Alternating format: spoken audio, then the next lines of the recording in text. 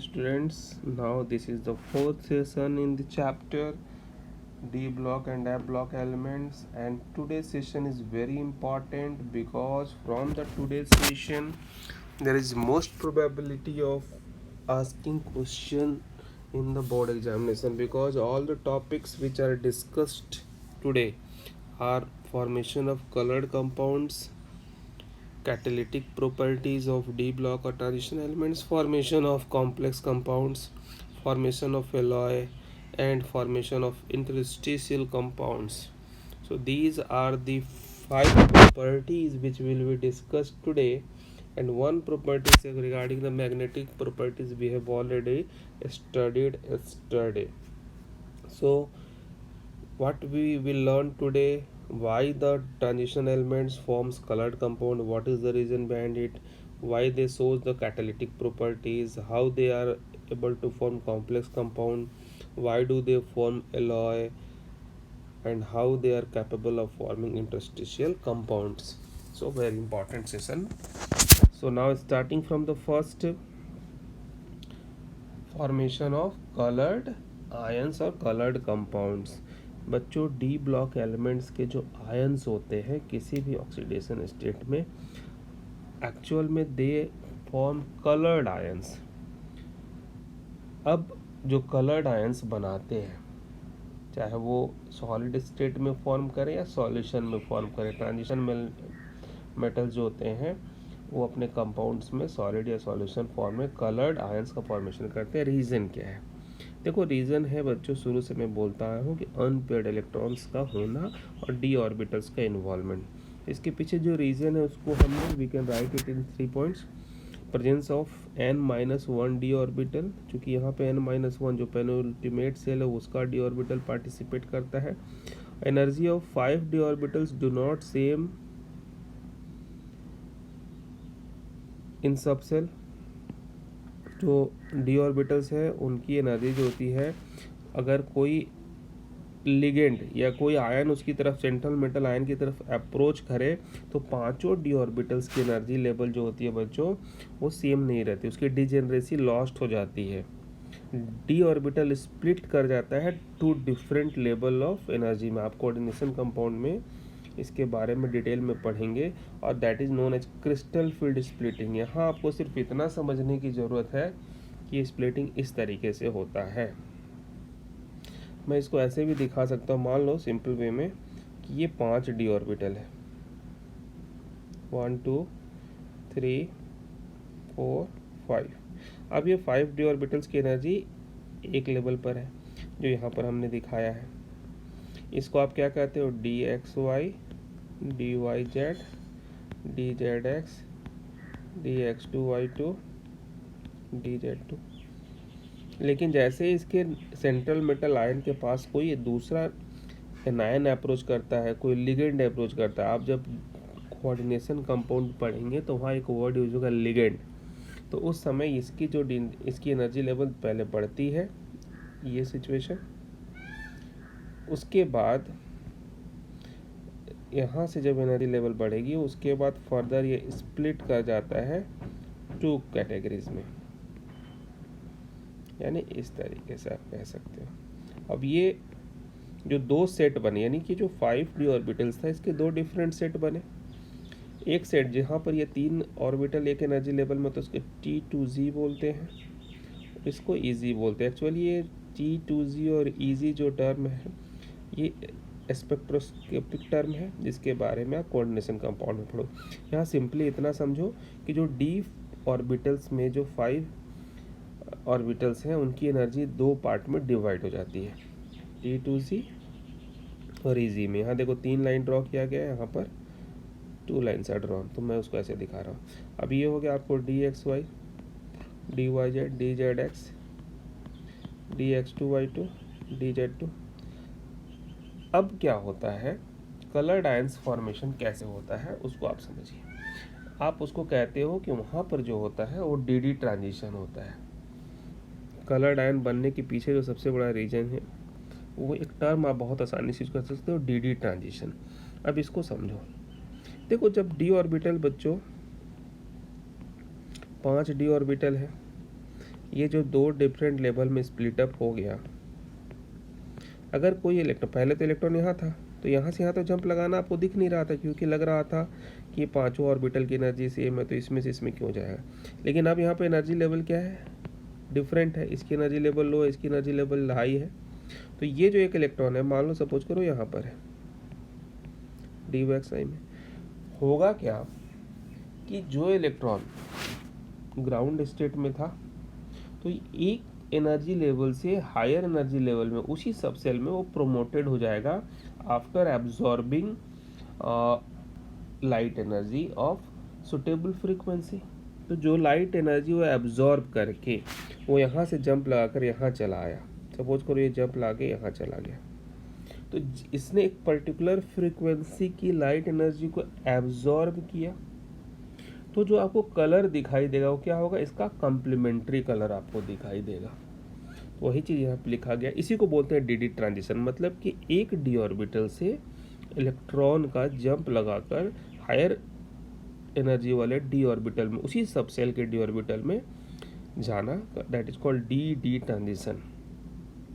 And when electron from a lower energy of d orbital is excited to a higher energy d orbital, the energy of excitation, अब वो energy कितनी required है, depend करता है frequency of light absorbed.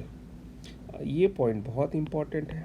The colour absorbed corresponds to complementary colour. अब आपको मान लो कि ग्रीन कलर दिख रहा है, तो जरा सा कॉम्प्लीमेंट्री कलर का कॉन्सेप्ट ले लो आप, दैट इज इम्पॉर्टेंट। कैसे कॉम्प्लीमेंट्री कलर की आप बात करेंगे, उसके लिए आप एक व्हील बनाओ। आप बहुत आसानी से इस चीज़ को समझ सकते हो। एक राउंड व्हील बना लीजिए, ठीक है ना। इसके बाद इसको डिवाइड करो, ऐसे डिवाइड कर लिया, ठीक है ना।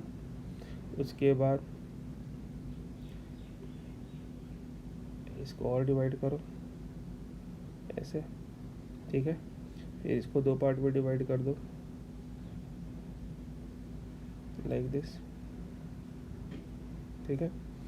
टोटल आप देख लो, यहाँ से आपके 1 2 3 4 5 6 7 8 9 10 11 12 हो गए। 1 2 3 4 5 6 7 8 9 10 11 12। अब आप क्या करेंगे, देखिए आप सबसे पहले यहाँ से शुरू करो। विबग्योर लिखते हैं ना, तो विबग्योर का वॉयलेट ये छोड़ दो, वी के बाद आई छोड़ दो, बी आई बी, बी के बाद ग्रीन आता है, एक छोड़ के जी लिख लीजिए, फिर एक छोड़ के यहाँ पर आप ग्रीन के बाद विबग्योर देख लो,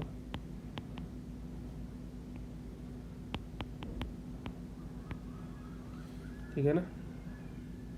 तो वॉयलेट, ब्लू, ग्रीन, फिर इसके बाद आप येलो लिख लीजिए, इंडिगो को हमने सिर्फ छोड़ा है। फिर यहाँ पे एक छोड़ के क्या लिखेंगे, ऑरेंज, फिर एक छोड़ के आप क्या लिखेंगे, रेड।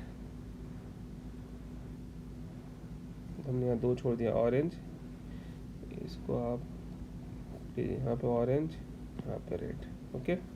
अब देखिए वॉयलेट और ब्लू के बीच में यहाँ लिख लो वॉयलेट ब्लू या ब्लू वॉयलेट, इसको लिख लो ब्लू ग्रीन, इसको लिख लो येलो ग्रीन, इसको लिख लो ऑरेंज येलो, इसको लिख लो रेड ऑरेंज, इसको लिख लो आप वॉयलेट रेड। कॉम्प्लीमेंट्री कलर कैसे आप बताएंगे। अब ग्रीन के सामने कौन सा है, तो ग्रीन के अपोजिट देखो कौन सा, रेड है। तो ग्रीन अगर कलर एब्जॉर्ब हुआ तो रेड आपको ऑब्जॉर्ब होगा, यानी आपको कौन सा कलर दिखाई देगा। मान लो डी ट्रांजिशन के टाइम में अगर ग्रीन कलर की फ्रीक्वेंसी लाइट को एब्जॉर्ब किया गया है, then you will see the red colour. और अगर येलो कलर एब्जॉर्ब हुआ है तो उसके कॉम्प्लीमेंट्री कौन है, वॉयलेट है। ब्लू के कॉम्प्लीमेंट्री कौन है, ब्लू के कॉम्प्लीमेंट्री कौन है, ऑरेंज है, ठीक है ना। इस तरीके से आप कह सकते हो। आगे बात समझ में? ओके, तो डी ट्रांजिशन आपको समझ में आ गया। The frequency of the light absorb is determined by the nature of the ligand. Ligand क्या है? वही एन आयन, वो नेगेटिवली चार्ज आयन या मॉलिक्यूल जो अप्रोच करता है सेंट्रल मेटल एटम की तरफ बॉन्डिंग के लिए। ये जितने भी Zn+2 Cd+2 Hg Cu+ Ag+ are generally white, ये वाइट कलर के होते हैं। क्यों? क्योंकि they have filled D orbital. कोई भी ट्रांजिशन एलिमेंट जहाँ पर डी ऑर्बिटल फील्ड होगा वो coloured compound formation, colour formation नहीं दिखाया, क्योंकि कोई डी ट्रांजिशन होगा नहीं, already all the D orbitals are field.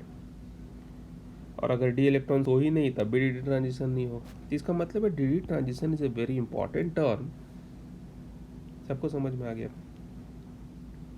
Ti+4 is white due to empty d orbitals. Okay. अब बात करते हैं formation of complex compound. Transition metal ion binds A number of anions और न्यूट्रल मॉलिक्यूल्स गिविंग कॉम्प्लेक्स। ये आप अगला chapter जो पढ़ोगे कोऑर्डिनेशन कंपाउंड, वहाँ पर ये चीज़ बहुत इंपॉर्टेंट है। एक्चुअल में वो चैप्टर यही है, किस तरीके से डी ब्लॉक है ब्लॉक के एलिमेंट्स जो है कॉम्प्लेक्स कंपाउंड का फॉर्मेशन करते हैं। तो ऐसा क्यों फॉर्मेशन पॉसिबल है? तो इसका पीछे रीजन क्या है? एक तो आइटम से आयन का साइज जो होता है स्मॉल होता है, न्यूक्लियर चार्ज हाई होता है, तो इससे क्या होगा? एनहायन या neutral molecules having lone pair electrons वो आसानी से आ पाएंगे, उसको अट्रैक्ट कर सकता है ट्रांजिशन मेटल आयन। और जो सबसे बड़ा रीजन है वो है वैकेंट डी ऑर्बिटल का पाया जाना। डी ऑर्बिटल जब आपको वैकेंट होगा तभी तो आप न्यूट्रल मॉलिक्यूल या जिसके पास लोन पेयर इलेक्ट्रॉन है या किसी एनायन से इलेक्ट्रॉन गेन कर सकते हैं। Otherwise there is no possibility for the formation of complex ion. Complex ion कैसा बनता है? देखो ये है कॉम्प्लेक्स आयन का फॉर्मेशन, FeCN6 3। अब ये कैसे बना? यहाँ पे Fe आपका सेंट्रल मेटल आयन है। अब सेंट्रल मेटल आयन Fe है, इसकी वैलेंसी आप निकालोगे तो इट विल बी +3, यानी ऑक्सीडेशन स्टेट क्या होगा? +3 होगा। कैसे निकाला? Fe का x मान लिया, Cn साइनाइड का -1 होता है, 6 × -1 इज इक्वल टू -3, तो x is equal to -3 + 6 that is +3। तो Fe +3 ऑक्सीडेशन स्टेट में है। इसके साथ 6 साइनाइड के लिगेंड, इसको हम लिगेंड बोलते हैं। इस पर डिटेल में हम नेक्स्ट चैप्टर में पढ़ेंगे, इसलिए यहाँ पे मैं एक्सप्लेनेशन ज़्यादा नहीं कर रहा हूँ। ओके, बस ये कॉम्प्लेक्स कंपाउंड है जो अपनी आइडेंटिटी मेंटेन रखता है इन सॉल्यूशन में। अब हम बात करते हैं कैटालिटिक प्रॉपर्टीज़ की। तो जितने भी ट्रांजिशन मेटल हैं their compounds are known for their catalytic activity. क्यों ये कैटलिस्ट के रूप में काम करता है? बच्चों ये ऐसे ही क्वेश्चन पूछे जाएंगे एग्जाम में कि explain with reason why the transition metal or element shows the catalytic properties, their compounds are colored, their ions are colored. Is it clear? तो रीजन है provide suitable surface, ability to adopt multiple oxidation state, variable oxidation state आप इसको बोल सकते हो। ये कई oxidation state में चले जाते हैं। Ability to form complex compound, यानी जो आपने पीछे पढ़ा है वही इसका रीजन है। Tendency to form reaction intermediate, आप सब अच्छे तरीके से जानते हो कि कैटलिस्ट जो होता है वो इंटरमीडिएट कंपाउंड फॉर्मेशन करने की कैपेबिलिटी रखनी चाहिए, क्योंकि अगर वो इंटरमीडिएट कंपाउंड नहीं बनाएगा तो फर्दर रिएक्शन में उसको बाहर भी तो निकलना है। आप कुछ एग्जांपल देख लो, जैसे V2O5 वैनेडियम पेंटाऑक्साइड क्या है? सल्फर डाइऑक्साइड को ऑक्सीडाइज करता है सल्फर ट्राइऑक्साइड में। अब आपके एनसीईआरटी बुक में एग्जांपल दिया, कभी कभी ऐसे क्वेश्चन पूछे जाते हैं कि किस तरीके से ट्रांजिशन एलिमेंट अपने ऑक्सीडेशन स्टेट को चेंज करके एज ए कैटलिस्ट की तरह काम करता है। तो just see the reaction. Iodide ion है, ठीक है ना। अब ये पर सल्फेट आयन है, तो देखिए यहाँ पे रिएक्शन होने से आयोडीन का मॉलिक्यूल मिल रहा है और सल्फेट आयन मिल रहा है। ये आपका रिएक्शन है। ये कैसे पॉसिबल हुआ? यहाँ पर कैसे ऑक्सीडेशन स्टेट चेंज हुआ? देखो, सबसे पहले iron Fe3+ ion as a catalyst की तरह काम कर रहा है। यहाँ पर क्या है, पहले वो आयोडाइड आयन से रिएक्ट करता है और ये Fe2+ में चेंज हो जाता है। इसका मतलब क्या हुआ? ये रिड्यूस हो गया और आयोडीन मॉलिक्यूल बन जाता है। Fe2+ आयन जो है वो पर सल्फेट आयन के साथ रिएक्ट करता है और Fe3+ में फिर चला जाता है। तो अल्टीमेटली Fe3+ रिएक्शन स्टार्ट करता है और फाइनली वो रिएक्शन के बाद रिलीज भी हो जाता है और ये सल्फेट आयन में। तो ये जो पार्ट आपको मैंने एक्सप्लेन किया यहाँ क्या है कि how the transition metal ion acts as a catalyst through changing its oxidation state explain with a reaction, वहाँ पर ये आपको शो करना होगा, ठीक है ना। That for that point of view it is important कि आप आयोडाइड आयन और थाइपर सल्फेट आयन के बीच में रिएक्शन दिखाओ। ओके, अब है formation of interstitial compounds. Interstitial compound means those which are formed when small atoms like hydrogen, carbon and nitrogen are trapped inside the crystal lattice of metal। जो metal का crystal lattice है, अगर उसके पास कहीं से भी छोटे छोटे एटम्स अगर उसमें ट्रैप्ड हो जाए उसे क्रिस्टल में, तो उसको बोलते हैं इंटरस्टिशियल कंपाउंड। और ऐसे कंपाउंड जो होते हैं नॉन स्टोइचियोमेट्रिक होते हैं, आप सॉलिड स्टेट में आपने पढ़ा है, और ये नइदर टिपिकल आयनिक और नॉर कोवेलेंट होते हैं। एग्जाम्पल ले लो, आप देखो Fe3H, FeH 0.56, ऐसे आप याद करो, सॉलिड स्टेट में आपको पढ़ाया गया है नॉन स्टोइचियोमेट्रिक कंपाउंड में, एक बार उसका रिवीजन कर देना। क्यों ये फॉर्मेशन करते हैं इंटरस्टिशियल कंपाउंड का? क्योंकि उनके एटम्स के बीच में स्पेस होता है, vacant space present due to defect in their structure और existence in variable oxidation state. तो एक बच्चों अगर आप ध्यान से देखो तो variable oxidation state, empty d orbitals, presence of unpaired electrons, dd transition, these are the simple terms which are used to explain the reason behind the various characteristics of transition element। Is it clear? Interstitial compound की properties क्या होंगी? They are high melting point, higher than those for pure metal से भी ज़्यादा इनकी melting point high होती है। They are very hard, some approach diamonds in hardness, they retain metallic conductivity. ये बात समझ में आ गई आपको? तो अभी जो कुछ आप पढ़ रहे हो उसमें यही है, रीजन ही पढ़ना है। Formation of alloy. Alloy is homogeneous solid solutions होता है, इसमें एक से ज़्यादा मेटल के एटम्स जो होते हैं उनको मिक्स करते हैं, होमोजीनियस मिक्सचर बनाते हैं। और एलॉय फॉर्मेशन के लिए आपको एक बहुत इंपॉर्टेंट पॉइंट क्या है कि atoms with metallic radii that are within इन अबाउट 15% ऑफ ईच अदर। बहुत बड़े साइज का डिफरेंस होना चाहिए, उसमें डिफरेंस जो होना चाहिए बहुत कम होना चाहिए। और ट्रांजिशनल मेटल बहुत रेयरली फॉर्मेशन करते हैं, क्यों? क्योंकि इनकी रेडियाई सिमिलर होती है, ठीक है ना।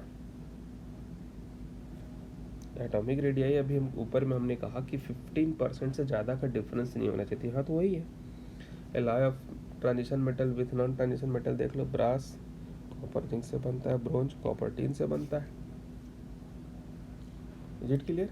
तो बच्चों आज का हमारा पॉइंट यही था कि किस तरीके से ट्रांजिशन एलिमेंट, एक हमने मैग्नेटिक प्रॉपर्टी कल पढ़ी थी, ट्रांजिशन मेटल किस तरीके से कैटालिटिक प्रॉपर्टी शो करता है, एलॉय का फॉर्मेशन क्यों करता है, कलर्ड आयन का फॉर्मेशन क्यों करता है, इंटरस्टिशियल कंपाउंड का फॉर्मेशन क्यों करता है, इसके ऊपर हमने चर्चा की। डी ट्रांजिशन का मतलब क्या है? Splitting of degenerated D orbitals into different energy level in presence of any anion or any neutral molecule approaching towards the central metal ion, that is known as ligand। about that we will study in next chapter also।